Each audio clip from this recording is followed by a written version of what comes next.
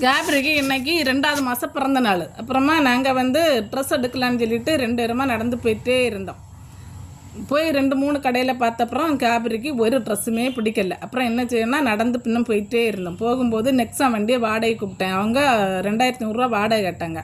அப்போ அது என்னால் கொடுக்க முடியலை அப்படின்னு சொல்லிட்டு நடந்து போயிட்டே இருக்கும்போது பஸ்ஸுக்காரங்கள 2-3 பஸ்ஸை நிப்பாட்டினே அவங்க யாருமே எங்களை ஏற்றலை. அப்புறமா 2 பேருமா நடந்து போயிட்டே இருந்தோம். கோடி முனை வேற போயிட்டே இருந்தோம். கோடி முனையில் போயாச்சுங்கன்னா ஒரு பெரிய கடையில் ஏறி பார்த்தோம். அப்புறம் அந்த கடையில் கேப்ரிக்கு ட்ரெஸ்ஸு ஒன்றுமே பிடிக்கல. அப்புறமா ஒரு சின்ன கடையில் போனால் ட்ரெஸ்ஸு பிடிச்சிட்டு வீடு வந்து கவுதம்பாளையத்து வந்த உடனே நான் கேப்ரியை குளிப்பாட்டேன். அப்போ ஃப்ரெண்ட்ஸுகளெல்லாம் இப்போ வருவாங்க. காலையில் இருந்தே கேப்ரிக்கு ஃபோன் பண்ணி வீடியோ கால் பேசி எப்போவுமே கேப்ரியே ஒரே வாழ்த்துக்கள் தான் சொல்லிகிட்டே இருக்காங்க. பணம் என்னடா பணம் பணம், ஃப்ரெண்ட்ஸுகள் குணம் தானடா சுகம் சுகம். கேப்ரியே ட்ரெஸ்ஸை பார்த்தீங்களா?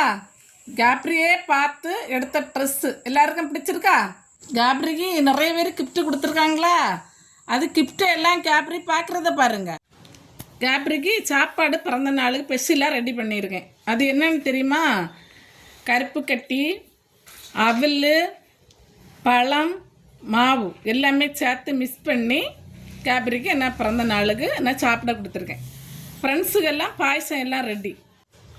கேப்ரிக்கு ஃப்ரெண்ட்ஸ் எல்லாம் எல்லாமே நம்மளை மாதிரி உள்ள ஃப்ரெண்ட்ஸ் தான். நீங்கள் நினைக்கிற மாதிரி உள்ள ஃப்ரெண்ட்ஸ் இல்லை, எல்லாமே நம்மளை மாதிரி உள்ள ஃப்ரெண்ட்ஸுகள் தான்.